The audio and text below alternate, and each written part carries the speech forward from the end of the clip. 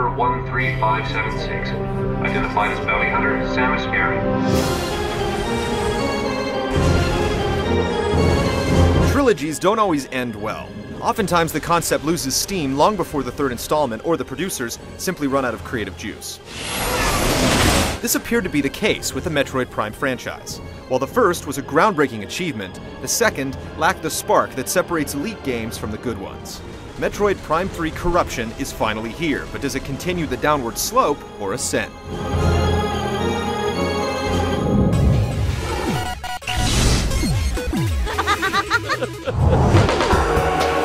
If you completed the prior two Prime games, then it's no secret that Samus was infected with Phazon. This is what Metroid Prime 3 is all about. At the game's outset, there's a setup involving several supercomputers that have been infected with a virus, and it's up to Samus to provide the cure. But this is really just a superficial front, as the crux of the prose is really about Samus' struggle to control the Phazon running through her veins. Prime 3 includes a ton of voice acting and plenty of cinemas, certainly giving it a more commercial appeal. Damn! They're targeting the planetary defense system. At the same time, these elements don't completely invade the experience and rip away the feeling of desolation that has always pervaded the series. There's a lot of exposition off the top. The middle of the game settles into a nice Metroid-esque groove, and then at the end, things are tied together in a mind-ripping conclusion. While the bump in production values is nice, a lot of the dialogue is rather trite. There are a few slight twists and turns, but for the most part, the story is typical Metroid fare. You'll get a much more meaningful experience out of scanning and reading logs than watching the movies.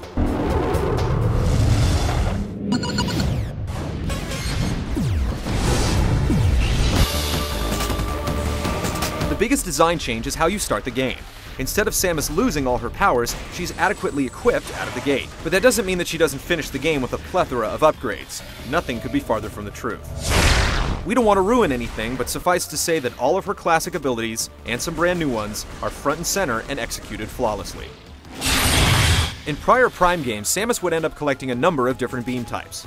Here, they all basically function the same, minus a color swap and the ability to open new areas for passage. To remedy this, an old standby, the Ice Beam, has been converted to a missile attack.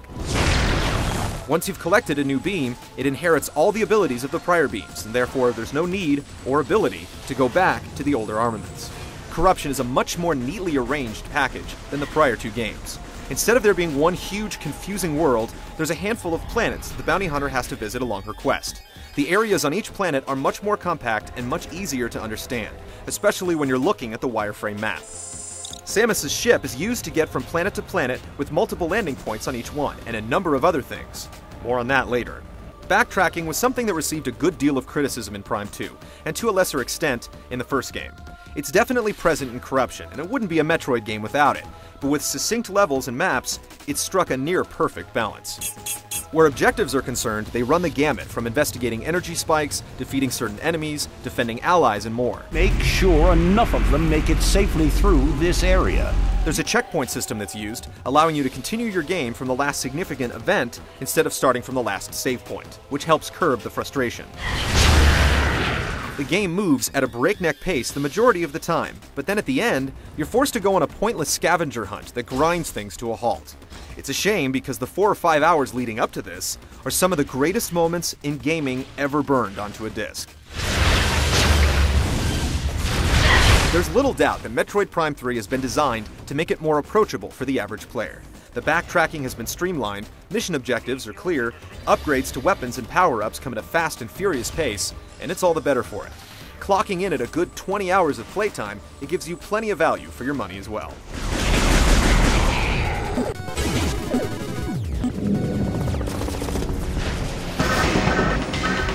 The first Metroid Prime was revolutionary for its lock-on system, and Prime 3 should be viewed in the same light for its targeting.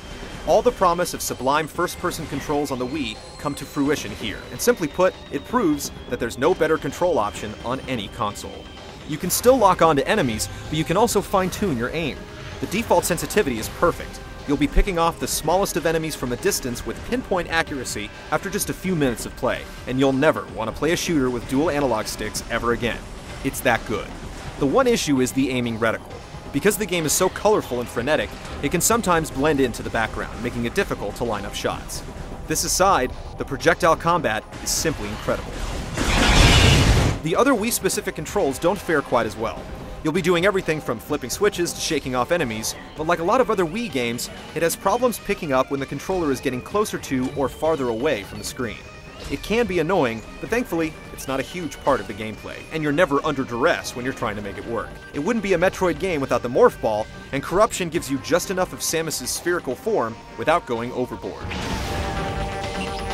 There are 4 different visors in the game, and you get the typical combat and scan shields, but there's also an X-ray visor, and most importantly, the command visor. This allows you to control Samus's ship, and you'll be surprised at just how versatile it can be. Not only can you call it in for bombing runs, but you can also use it as a portable save point if you find a landing pad, as a platform to reach new areas, and much more. You'll find yourself building a bond with the ship, which is something you rarely see in games. Swapping visors is a snap, and overall, the way Corruption handles so many commands with just a few buttons is worthy of commendation. In another nod to commercial viability, on its default setting, Metroid Prime 3 doesn't present much of a challenge. Most bosses can be defeated in the first try, and you'll rarely die from combat-related injuries. This is because of the brand new Hyper Mode.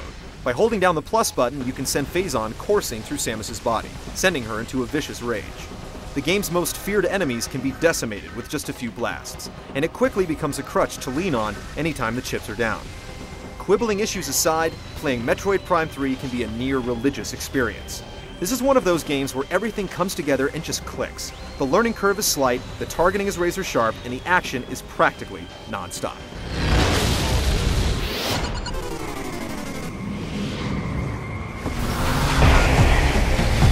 It's almost assumed that more polygons, shaders, and particle effects make a better looking game, but Metroid Prime 3 proves that art trumps all. Easily the most visually impressive Wii game, it can hold its own against any title on any other platform. It runs like greased lightning, never pausing or stuttering, despite whipping the poor little Wii's processor into a tizzy. Not to say it's not technically impressive though, it's pushing loads of geometry, all while displaying incredible particles, transparencies, bloom, and much more. It's one of those games that looks better and better the farther you go, motivating you to turn the next corner to view the next breathtaking vista. After a couple hours with Corruption, Nintendo's theory of gameplay over graphics will start to make a whole lot of sense. The original Metroid Prime is one of the highest rated games in existence, but Metroid Prime 3 Corruption is easily superior. It's far less frustrating and more action-packed, while managing to redefine console shooting controls in the process. Hardcore Metroid purists may cry foul, but for everyone else, this is the Metroid we've been waiting for, with literally dozens of set-piece moments that will grip you up, shake you around, and leave you begging for more.